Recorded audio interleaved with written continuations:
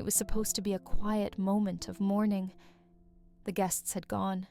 The casket had been lowered, and I sat there clutching the memorial program with my son David's name on it. That's when she leaned in cold as winter. "You have 1 week to move out." I looked at her, Lauren, my daughter-in-law, and realized the truth. This wasn't about grief. It was about getting rid of me. That house, I helped buy it. I was there when David and Lauren picked it out.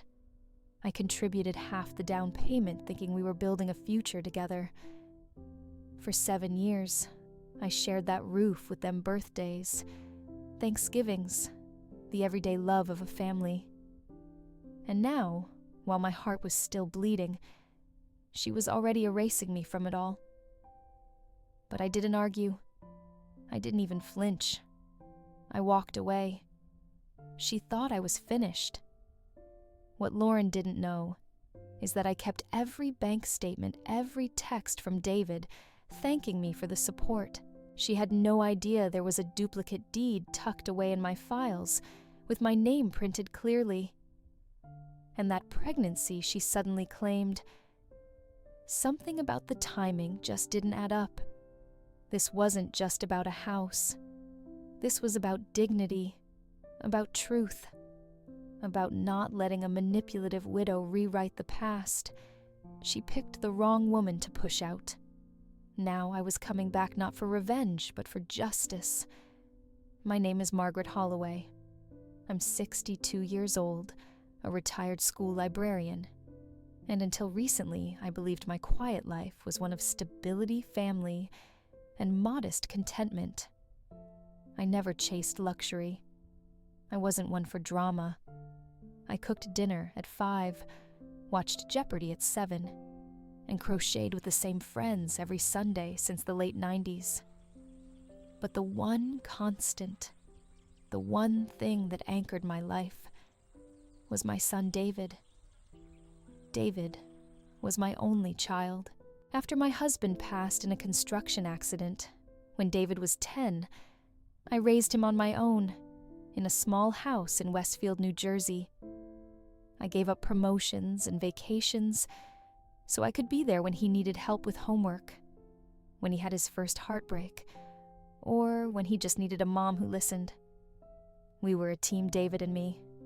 We always said that. A team.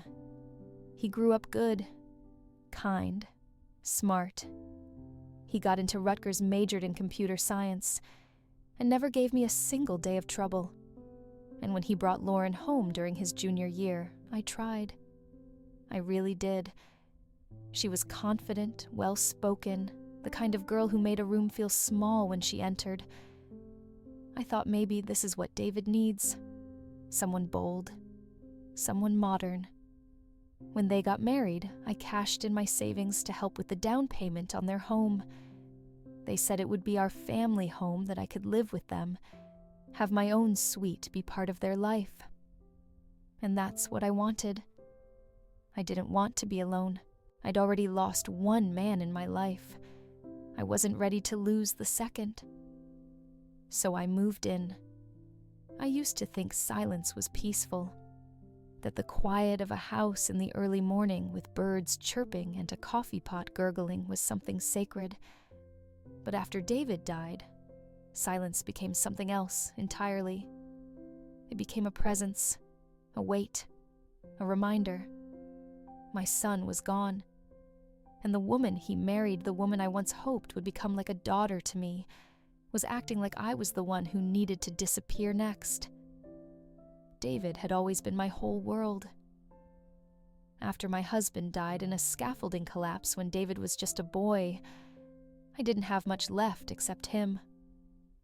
I worked nights as a cashier and cleaned houses by day, anything to make ends meet. I missed field trips and parent-teacher meetings, but he understood. Somehow, he grew up kind, driven, and thoughtful, so thoughtful it hurt sometimes. When he got engaged to Lauren, I remember thinking, maybe now we'll both have someone. She was smart, confident, and seemed to care about him. David asked me to help them with a down payment for their first home, and I said yes without hesitation. I cashed out part of my retirement. In return, they offered me the guest suite just until I got on my feet. I didn't mind. I wanted to be close.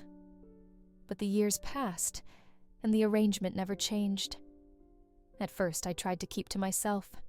I cooked, cleaned, helped with errands. I wanted to be useful. Still, I could feel Lauren pulling away. She didn't like how often David and I talked. She didn't like when he took my advice. I became the ghost in the hallway, the extra chair at the dinner table she wished she could uninvite. David always tried to keep the peace. She just needs space.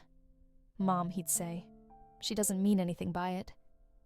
So I swallowed my pride. I stayed quiet. Then one rainy Thursday night, he didn't come home. He'd flown out to Seattle for a tech conference. He'd only be gone 2 nights. When the phone rang at 2:14 a.m., I knew before I picked it up that something was wrong. It was the kind of silence on the other end that precedes a scream. The hotel manager told me David had collapsed. Cardiac arrest. He was gone before they got him to the hospital. Just like that. Gone. At the funeral, I sat with Lauren in the front pew. I couldn't stop shaking. My hands clutched the memorial program, like it was the only thing tethering me to reality. David's face smiled up at me from that glossy paper, too young, too alive. "My boy," Lauren cried. Of course she did. People told me she was holding up well. But I saw something different. I saw calculation in her eyes, not devastation. Something clipped, rehearsed. While I was unraveling inside, she was already folding away the pieces. 3 days later, she told me I had a week to move out. We were in the kitchen. I was putting his favorite mug back on the shelf, the one that said "World's Best Son" in faded blue letters. That's when she said it. "You should probably start looking for somewhere else. I need to move on." My fingers froze on the rim of the cabinet. "Excuse me. I mean, this was always supposed to be temporary, right?" I didn't answer. I couldn't. The grief hadn't even settled yet. My son hadn't even been dead a full week. And here she was trying to erase me like an old pencil mark. I didn't fight. Not yet. I just nodded, walked out of the room. She thought that was it, that I'd crawl away quietly. But something inside me started to flicker. It began with small things. David's football trophy from high school vanished from the bookshelf. His favorite chair in the den disappeared overnight. I noticed our framed photo from his college graduation was replaced by a bland abstract print. His presence was being wiped out. Then my things started to go missing. My sweaters folded and bagged with a note that said "Donate." My access to the office computer gone. The passcode changed, and worst of all, my jewelry box disappeared. Inside were my wedding ring, my mother's brooch, and a locket with David's baby photo. I confronted Lauren. She smiled. "Are you sure you didn't misplace it? You've been forgetful lately. Forgetful. I may have been grieving, but I wasn't a fool." And then I heard her. One night, through the thin walls, talking on the phone in a hushed voice. "She's still here, but not for long. I'm handling it." I felt my throat close. Who was she talking to? What exactly was she handling? The next morning, I called the bank to ask about the mortgage. They wouldn't give me information. Said I wasn't listed as a primary contact. I mentioned I'd contributed to the down payment. The man on the phone hesitated. "There's no record of that in the current documentation," he said. I hung up, shaking. That's when I went to the attic. I hadn't been up there in years. The dust was thick, but I knew what I was looking for, a metal filing box labeled House Docs. Mom. It took me 20 minutes, but I found it. Inside were documents I hadn't seen in a decade, receipts, copies of wire transfers, and a deed, not a copy, an original, from when David first bought the house. My name right there under his. I sat on the attic floor crying, not just from relief, but from betrayal. How long had she been planning this? Had she convinced David to take me off everything? Or had she doctored the papers? I didn't have the answers yet. But I had something she didn't know existed. I had proof. And for the first time since the funeral, I felt something close to strength. It wasn't anger. Not quite. It was resolve. A whisper in my bones that said, "You will not be erased." I started noticing it in the silences, not the kind that came from grief. Those were familiar, like the quiet hum of mourning that wrapped around me after David died. No, this was different. These silences were sharp, calculated. They lived in the pauses when I entered a room and Lauren stopped speaking, in the way she avoided my eyes when I asked simple questions like, "Did the mail come today?" Or, "Have you eaten?" There was something shifting in the house, something subtle, yet deliberate. It began with the atmosphere, like the home had changed its temperature. Where there had once been a warmth, an energy born of shared routines and familial noise, now there was this strange sterility, the way you feel in a hotel room that's been perfectly staged, but has no soul. I'd walk into the kitchen and realize the family calendar was missing. The photos on the fridge, David's goofy picture from college, the one of the three of us at Coney Island gone. I opened the drawer one morning to grab my tea bags, only to find the drawer reorganized and the box discarded. But I said nothing, not because I didn't notice, but because a part of me was still trying to believe in Lauren's grief. I thought maybe she needs to control her environment because she feels like everything else is spiraling. Maybe this was her version of coping. But grief doesn't hide wedding rings. Grief doesn't lock drawers and change Wi-Fi passwords. Grief doesn't move quietly through a house like it owns every wall. I began to feel like a tenant in a life I had helped build. The guest towels were replaced. The living room was repainted in a color David would have hated. I remember standing in the hallway one afternoon, staring at the bare space where our family portrait used to hang, and feeling something inside me crack. Not from sadness, but from the realization that I was being erased.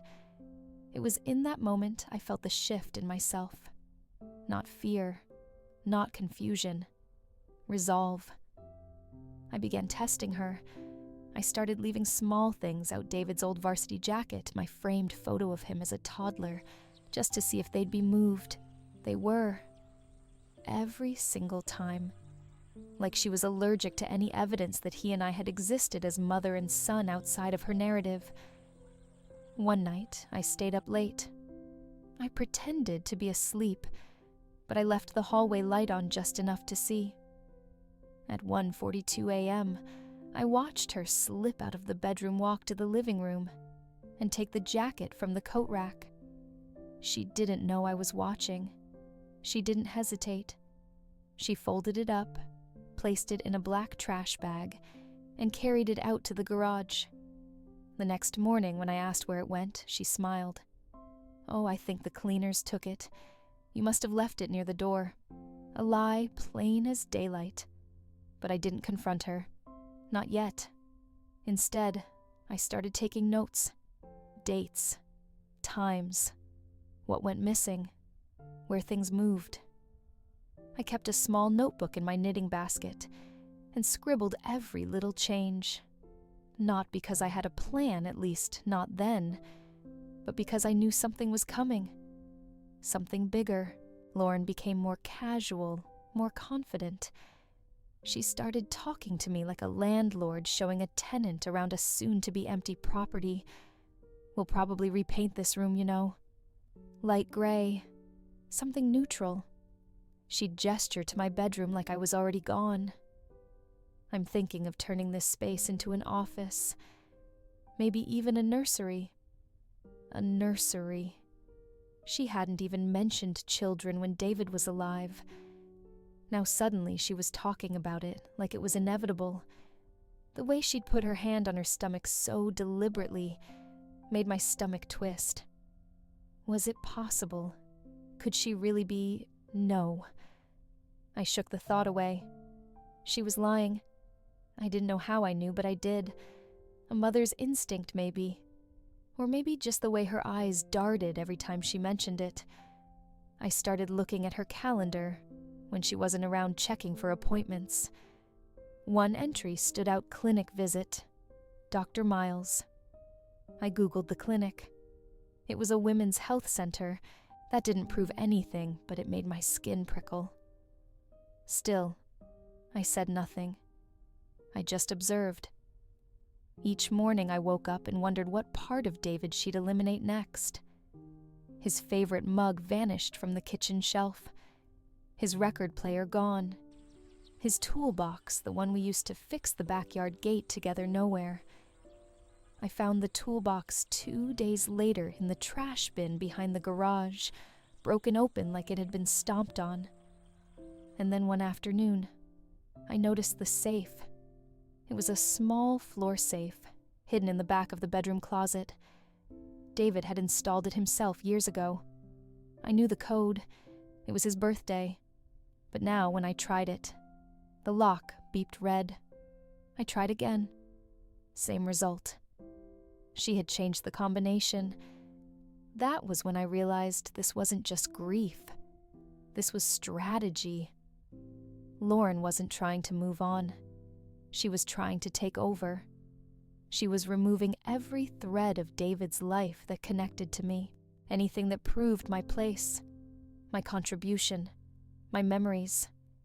And she was doing it so methodically that if I weren't so sharply attuned to detail, I might have thought I was losing my mind. That was her goal, I think, to make me doubt myself, to second-guess what I saw, what I remembered, to make me feel old, irrelevant, confused. But I wasn't confused. I was furious. Still, I kept quiet, not out of fear, but because I knew people like Lauren make mistakes when they think they've won. They get sloppy.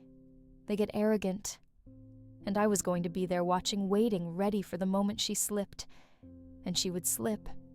Because no one can cover every lie, every altered lock, every trashed keepsake without leaving behind a trail. And when she did, I'd be ready with proof, with memory, with fire. I would not be erased.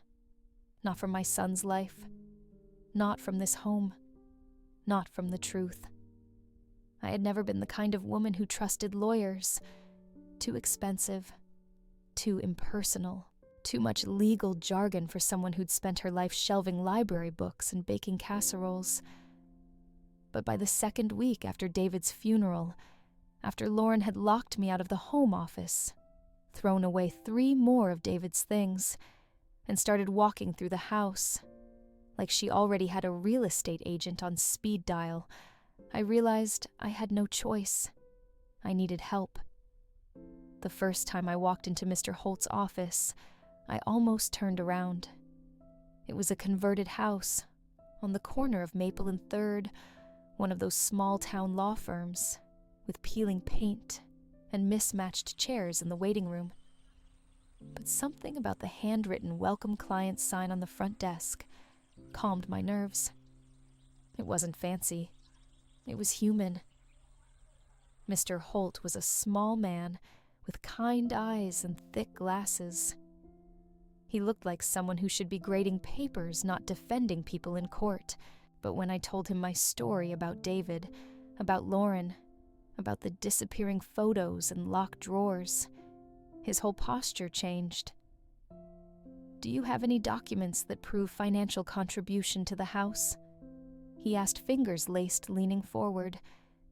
"I think so," I said, hesitant. "I helped with the down payment. David gave me a copy of the wire transfer. Years ago. His eyebrows lifted. If you have that, and any indication your name was on the original deed, that changes everything. My heart thudded. You mean I might have a legal claim to the house, more than a claim, he said. You might be a co-owner, but we need hard proof. That night, I didn't sleep. I dug through every box in the attic, every binder I'd packed over the years. I found old tax returns, medical records, David's school drawings, but nothing about the house. Just when I was about to give up, I saw an old accordion folder labeled House, Spring 2015. My hands shook as I opened it. There it was, the wire transfer receipt from my savings account to the escrow office. My name clear as day. And behind it, God bless David's over-preparedness, a photocopy of the original deed. It listed both our names. I cried right there on the floor of the attic. Not just from relief, but from something deeper. From knowing that my son had seen me, that he hadn't erased me, that Lauren hadn't completely succeeded. I made copies the next morning and returned to Mr. Holt's office with the folder in hand. He flipped through it quickly, nodding. This is good. This is very good. Then he paused at a document I hadn't noticed. A single-page note from David dated just a few months before he passed. It wasn't legal, just a personal letter. He'd written, "If anything happens to me, please know Mom helped build this life with me. This home belongs to her as much as me." Mr. Holt read it twice. She might have changed the locks, he said, but this puts a key right back in your hand. From that point forward, things shifted. I wasn't just a grieving mother anymore. I was a woman with a case. Mr. Holt filed a preservation notice to the county, preventing any title transfers or home sales without my consent. He also reached out to the bank to re-examine the property records, requesting access logs and signature dates. Meanwhile, he advised me to keep everything quiet. "Don't tip her off," he warned. "Let her think you're defeated." That was harder than I expected. Every morning I had to eat breakfast across from the woman who was slowly trying to erase my existence. I had to pretend not to notice when she changed the curtains, repainted the walls, or invited new friends over who barely acknowledged me. She even started referring to the house as her home on phone calls within earshot. But I kept the act up. I smiled. I thanked her for the coffee. I asked polite questions about her fake pregnancy. Because yes, I had started keeping notes on that too, the ultrasound appointment she mentioned. The date didn't align with when she claimed to have conceived. Her nausea was oddly selective, and the clinic I called confirmed she hadn't had any OB/GYN appointments under her name. The pieces were coming together. One afternoon, she left the home office door ajar. I slipped in for just 5 minutes. That was all I needed. Her laptop was open. I saw the file labeled "Will Updated Final." I didn't touch it. I didn't take a screenshot. I just noted the file's timestamp 3 days after David died. She'd forged something. I was sure of it. I brought the date to Mr. Holt. He smiled like a man who'd just found the queen in a game of chess. That's metadata. If we can subpoena the laptop, and if it shows she tampered with a will after his death, that's fraud. The word made my stomach flip. Fraud. It sounded too big, too official, like a crime show on TV. But that's what this was, wasn't it? A slow, cold theft, not of money, but of legacy, of love, of truth. We started putting everything together, a packet of evidence, my ownership records, the inconsistencies in her pregnancy, the timing of the forged will, the missing items, The notebook I'd kept detailing every change, every lie. It was all about to come to a head. I remember sitting across from Mr. Holt the day he finalized the complaint. "Are you ready for this?" he asked. I looked out his window. The street was quiet. A boy rode by on a bike laughing. "I'm not doing this just for me," I said. "I'm doing this for David." He trusted her, and she's turned everything he left into a lie. Mr. Holt nodded. "Then let's make this right." As I left his office, something settled inside me. A kind of stillness I hadn't felt in weeks. Not joy, not peace, but purpose. I knew now what had to be done. I was no longer just defending my place in that house. I was fighting for the truth David left behind. I thought pretending would get easier, but it didn't. Every morning I woke up and had to remind myself, smile, play along, don't let her see you thinking. It was like living in a glass box where every move I made was under surveillance. Lauren had no idea I'd been to a lawyer or that legal documents were already moving behind the scenes. But the weight of holding that secret, it pressed against my ribs every second. And the worst part, she got bolder. One afternoon, I came downstairs to find her in the kitchen with a man I'd never seen before. She introduced him as just a friend from work, but there was something off. The way she laughed too hard, touched his arm too freely, made coffee, like it was his kitchen, not mine. She didn't even flinch when I walked in. "This is Alex," she said, without looking at me. "He's helping me get the house organized for a possible remodel. Remodel. As if she owned it. I smiled, nodded, and made a mental note. I later found his business card tucked under the coffee maker, Alex Marin Real Estate Consultant. Not contractor. Not designer. Consultant. She was preparing to sell. She really thought she'd already won. So I pushed deeper into the role she thought I belonged in the fading, out-of-touch mother-in-law. I feigned confusion, pretended to forget the grocery list, asked her to remind me how to use the TV remote. The more scattered I appeared, the more careless she became. That's when I learned about the safe in the basement. David and I had a shared hiding spot behind the boiler, just an old metal box we used to call the rainy day vault. He once told me he kept backup flash drives there just in case. One night, while Lauren was out, probably with Alex, I snuck down and pried it open with an old fireplace poker. Inside was a single USB drive wrapped in electrical tape. It felt warm in my palm, like it had been waiting for me. I plugged it into my laptop and opened the folder. I didn't expect much, maybe receipts or old photos. What I found were spreadsheets, email archives, scanned documents, and one file titled simply, Contingency. It was a letter, not a legal one, not notarized, just a message written from a son to his mother. If you're reading this, Mom, then something's gone wrong. I don't know what, but I've had a feeling lately about Lauren. She's changed.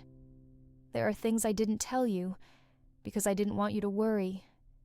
But I've been watching her. If I'm gone, promise me you won't let her take everything. The house is yours as much as it was mine. Fight for it. I love you. I read it 5 times, then printed a copy for Mr. Holt. It wasn't evidence in the legal sense, but it was fuel, emotional validation, something I could hold on to when the silence felt too heavy. That week, Lauren's pregnancy became her favorite weapon. She walked slower, sighed dramatically, rubbed her belly after meals. She even started dropping hints about baby names around her friends. If it's a girl, maybe Lila. If it's a boy, Aaron. Not once did she mention David. It was like she'd already scrubbed his DNA from the baby's identity. I kept smiling. Then one evening, I made tea for both of us. I'd read somewhere that ginger could trigger nausea in someone who was actually pregnant. I poured her a cup, watched her sip it without hesitation. Nothing. She polished off a full plate of spicy enchiladas later that night, and even opened a bottle of sparkling cider. The next morning, she had the nerve to say, "It's so nice having a quiet house again. Don't you feel like peace is finally settling in?" I wanted to scream, but I just nodded. "Peace is nice," I said softly. "It always comes before the storm." Her eyes narrowed just for a second. The next phase of her game was psychological. She started isolating me. Calls from mutual friends stopped. My knitting group suddenly moved their schedule. When I asked one of them about it in passing at the grocery store, she looked genuinely confused. Lauren said, "You were taking some time off, grieving privately." Privately? No.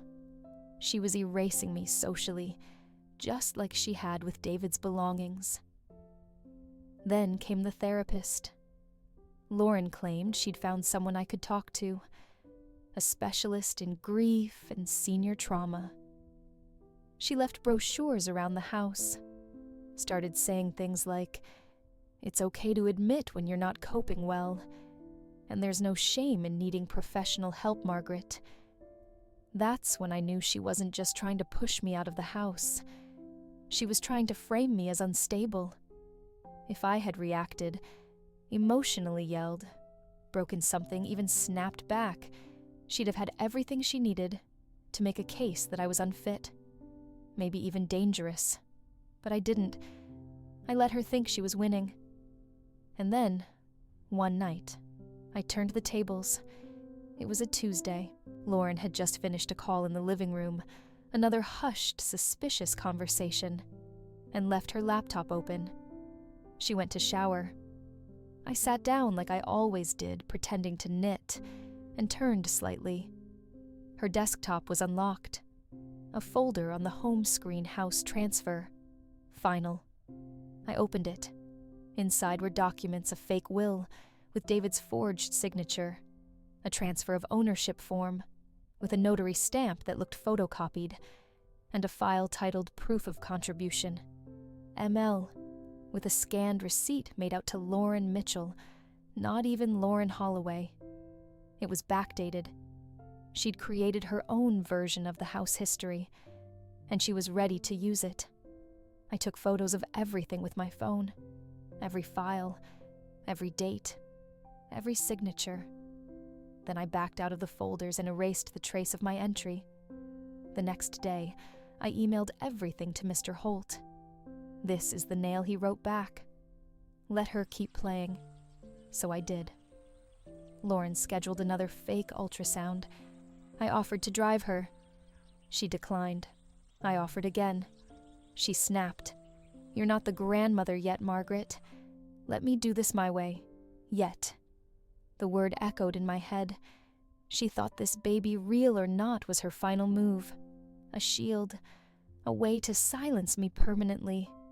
That same night, I heard her arguing on the phone. Angry. Anxious.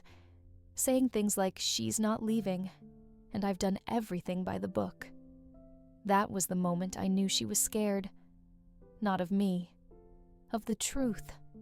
Of what happens when someone you underestimated decides to stop playing your game and starts rewriting the rules. It was time. No more pretending. No more smiling through clenched teeth. No more sipping tea across from a woman who was dismantling my life with every polished smile and calculated silence. I had the documents. I had the timeline. I had the letter from David and the forged files from her laptop. Now, I just needed to pull the pin. Mr. Holt filed the official fraud complaint on a Thursday morning. He included everything: my financial records, the property deed with my name on it, the metadata from Lauren's forged documents. even the audio clip I'd secretly recorded from that night. She told someone over the phone, "She's not leaving. She doesn't even know she's already gone." "I think it's best we don't tell her right away," Mr. Holt said. "Let the court papers speak first." But I couldn't wait. That night, I stood in the living room while Lauren poured herself a glass of wine, yes wine in her first trimester, and said casually, "By the way, you might want to clear your schedule next Tuesday." She looked up from her glass. "Why?" "There's a hearing. Probate court. It's about the house and the will." Her face didn't twitch, not right away. She was good at that. Mask on. Eyes dead still. "You filed something," she asked slowly. "I didn't just file," I said. "I exposed." She didn't respond, so I walked away. For the first time in weeks, I slept deeply. When I woke up the next morning, I felt something in the air shift. Not fear, something closer to anticipation. Like the scent before a thunderstorm. The storm was coming, and I wasn't hiding anymore. Lauren didn't say much over the weekend. She still cooked her meals, watered. The plants played her part. But I could feel her unraveling. The way she avoided eye contact. The tightness in her jaw. The phone calls behind closed doors that ended in muffled curses. She was cornered, and we both knew it. When Tuesday came, I wore David's favorite color, navy blue. Not for Lauren, not for the court. For me. For the strength I knew I had earned.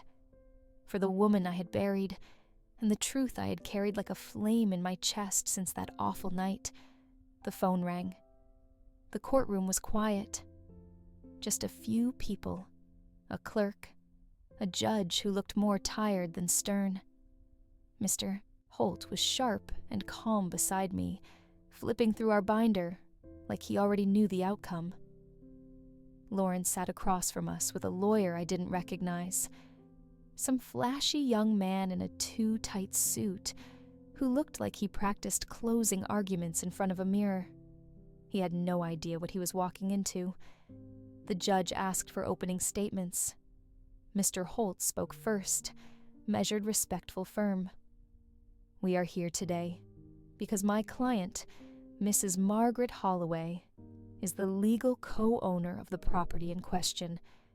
Her name was removed without consent.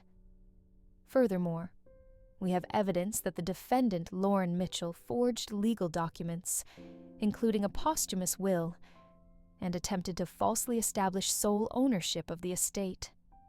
He paused. "We will prove intent to defraud, manipulation of legal records, and potential perjury in sworn statements related to her claimed pregnancy." That last word hung in the room like a blade.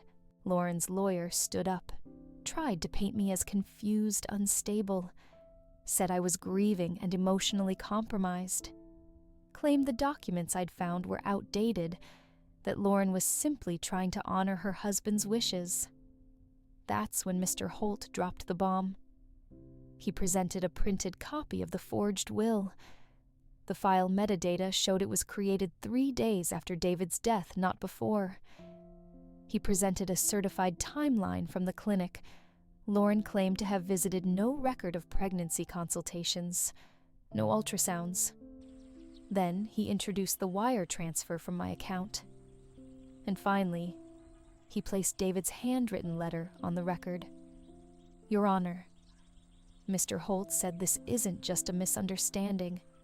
This is a calculated effort to strip a mother of her legal rights and her son's legacy. And it was done with precision deception and cruelty." The judge took his time reading everything. Lauren didn't speak once. She stared down at the table like the wood grain could save her. When the judge looked up, he didn't shout. He didn't need to. "I find the evidence overwhelmingly in Mrs. Holloway's favor," he said. "The house title is to be legally corrected to reflect joint ownership. The forged will is null." and I am referring this matter for further investigation regarding potential fraud and criminal misrepresentation." He paused, then added, "Ms. Mitchell, consider this a warning. The court is not blind, and your lies are not clever." The room was silent. Lauren's lawyer mumbled something about an appeal. The judge dismissed it flatly. I stood up. So did she. And for the first time, Lauren looked small. Not just legally defeated, emotionally bankrupt. Her game was over. Her empire built on lies had crumbled in under 20 minutes. She walked past me without a word, but I turned to face her. "You tried to rewrite the ending," I said, "but this story was never yours to tell." She didn't look back. Later that night, I stood in the hallway of the house, my house, and breathed. Deeply. The air felt different, like the walls had exhaled, like David had been watching waiting. I walked into what used to be his room. It had been gutted by Lauren. No posters, no trophies, no trace of the boy who used to fall asleep with headphones in, and a notebook open beside him. I opened the closet. Inside, behind a false panel I'd long forgotten about, I found a small wooden box. Inside was a letter. To me. "Mom, if you ever feel like the world's trying to drown you, just remember no one fights like you. I've seen it my whole life. If I'm gone, don't let anyone take your voice. Don't let anyone take our home." I cried then. Not from pain, from power. Real, earned, unstoppable power. The kind that doesn't come from revenge. The kind that comes from truth finally rising. I used to think justice was a word for other people, the kind of thing you saw on courtroom shows or read about in newspaper headlines. Not something that belonged to women like me, quiet women, older women, women who'd been told to sit still and let things be. But standing in the county courthouse, that Monday morning, I didn't feel quiet. I didn't feel forgotten. I felt ready. Lauren had hired a new lawyer.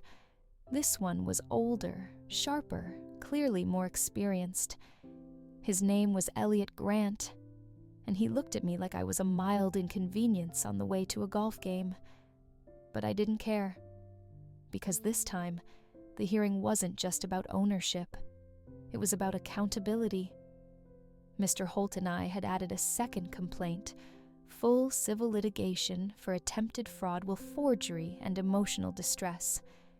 The court had approved the case for a full evidentiary hearing, and this time, everything would be public. Lauren sat across the courtroom with her lawyer, dressed in muted gray. No jewelry, no flashy smile, no signs of a pregnancy, because by then the truth was out. The clinic confirmed under oath that she had never been seen for prenatal care. Her positive test had been a fake digital screen she printed from the internet, and the supposed ultrasound appointment she'd scheduled it, but canceled the same day before court when she realized we were watching her every move. I was called to the stand first.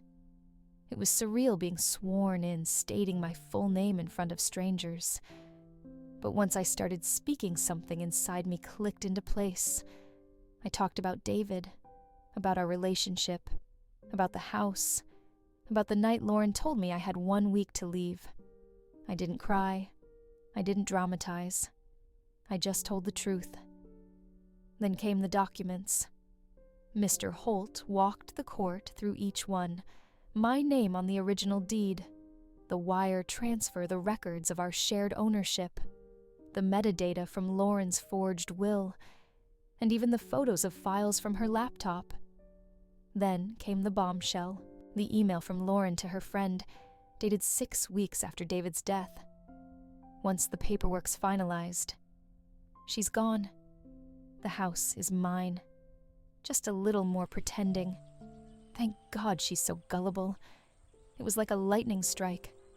The judge's face didn't move, but I saw his jaw tighten. Then came the digital forensics expert. He explained in calm, technical terms how Lauren had altered the PDF files, copied David's old signature from a scanned document, and adjusted the date stamps using a free online editor. It was all traceable. It was all irrefutable. Lauren's lawyer tried to push back. He claimed the email was taken out of context. He argued that the will, even if modified, reflected David's true intentions. But when the judge asked, "Do you have any notarized documents to support that claim?" there was only silence. Then Lauren took the stand. She looked pale, nervous, far from the composed woman who used to click around the kitchen in high heels and talk like she ran the world. Mr. Holt approached calmly. "Ms. Mitchell, did you tell Mrs. Holloway she had 1 week to vacate the property? I don't remember using those words, but you did ask her to leave." "There were tensions," she said quickly. "I thought it would be better for both of us." "Better," Mr. Holt repeated.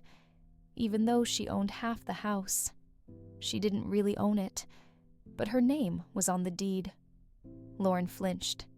Mr. Holt paused, then asked, "Did you alter David's will? No. Did you create a file called Will Updated Final 3 days after his death?" "I don't know what you're talking about." He showed the printed screenshot. "That's not mine."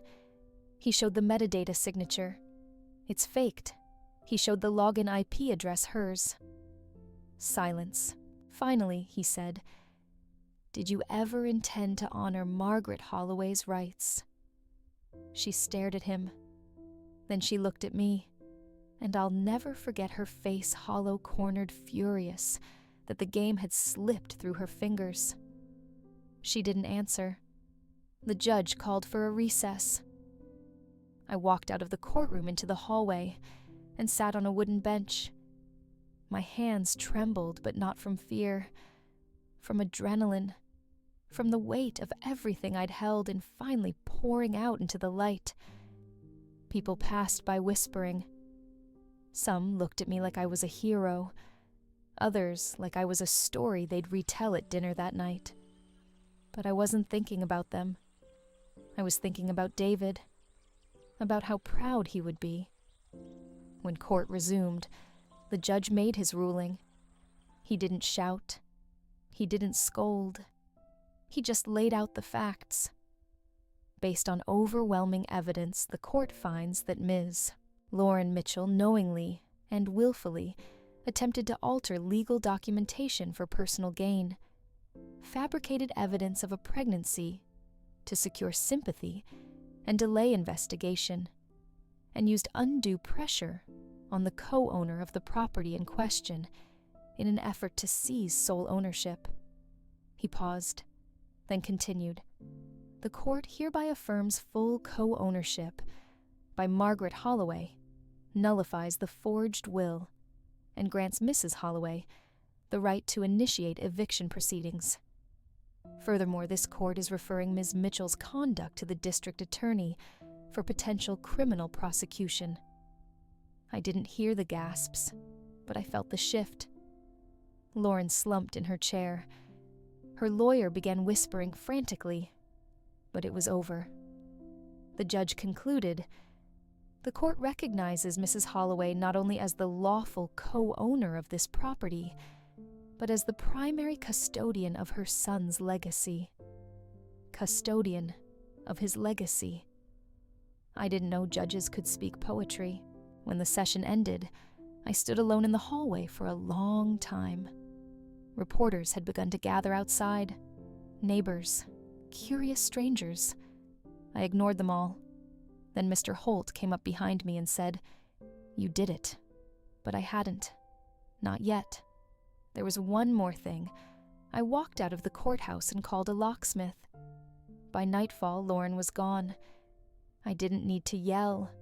I didn't need to threaten. I just handed her the official notice and let the truth do the talking. She packed in silence. Not a single tear. Not a single apology. As she left, she paused in the doorway. eyes burning. "You think you've won," she said. "No," I replied. "I've survived. There's a difference." She didn't respond, just turned and walked out. I closed the door and locked it behind her. Then I sat in David's old room, now cleared and quiet, and I whispered, "We're home." The first night after Lauren left, I expected to feel victorious. I didn't. I expected to sleep soundly, to breathe easier, to sit in the kitchen without that shadow lurking across from me.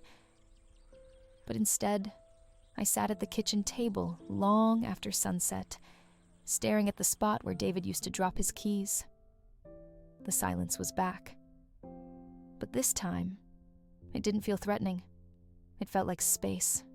Real, honest space. Not empty. Open. The house was quiet, but it wasn't cold anymore.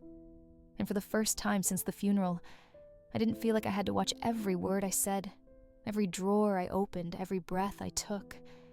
It was just me. And the echoes of a life built with love, not lies. The next morning, I started reclaiming, not just the house, myself. I took down the gray curtains Lauren had hung in the living room, too sterile, too hotel-like. I replaced them with warm floral ones I found boxed in the attic. The ones David had helped me pick when we first moved in. I cleared out the fake orchid arrangement on the dining table and replaced it with fresh daisies from the backyard. Simple. Alive. And then I opened David's old room, not as a shrine, but as a beginning. I painted it soft blue. I kept his bookshelf, but filled it with both his favorites and mine. A little Steinbeck, a little Vonnegut, even that old sci-fi series he devoured in high school. I added a new chair by the window, a reading lamp, a journal on the side table, a space for reflection and healing. People started coming by. Friends who hadn't heard the full story. Neighbors who offered quiet nods and home-cooked meals. Some just wanted to hug me. Others wanted to listen. I let them. I told the story not to relive it, but to release it. And in telling it, I began to understand something profound. The fight wasn't about a house. It was about being seen, about refusing to be rewritten, about standing up for a version of the past that actually happened flawed, real, and worthy of remembrance. A few weeks later, I received a letter from the DA's office. Lauren was being investigated formally. Possible charges: fraud, falsifying legal documents, perjury. The words made me shiver. Not from vengeance, but from closure. The system hadn't just heard me, it believed me. I put the letter in a drawer and didn't take it out again. That same week, I received another envelope, this one from David's college roommate Josh. Inside was a note. I don't know if this means anything, but David once told me, if anything ever happens to me, my mom will know what to do. He trusted you more than anyone. And now, I see why. It meant more than Josh could know. Spring came. I planted marigolds out front, painted the porch swing David built for me. I started writing again, small pieces, little essays. Some about grief, some about joy, one about forgiveness that took me 3 days to write and 2 weeks to believe. Then something unexpected happened. I was invited to speak at the local library's women's forum. The topic was strength through adversity. I almost declined. What could I possibly say to a room full of strangers? But the night of the event, I walked in, took the microphone, and told the truth. I'm not here because I wanted to be strong, I said. I'm here because I had to be. Because when the people who are supposed to protect you become the ones who betray you, strength isn't a choice. It's survival. The room was silent. Then someone clapped. Then another. And suddenly, I realized I wasn't just telling my story anymore. I was handing someone else the permission to tell theirs. After that night, I started hearing from other women. Some emailed. Others showed up at the library or stopped me in the grocery store. They told me about sisters who stole inheritances, husbands who rewrote wills, in-laws who erased identities. They weren't looking for pity. They were looking for permission to speak. I gave them that. Because David gave that to me. One night, I sat on the porch and thought about him. The way he used to hum when he cooked. The way he said, "I love you, Ma," without ever rushing. The way he always looked back one more time before he got in the car. I whispered I didn't let her win. And I swear I felt the wind shift. Just a little.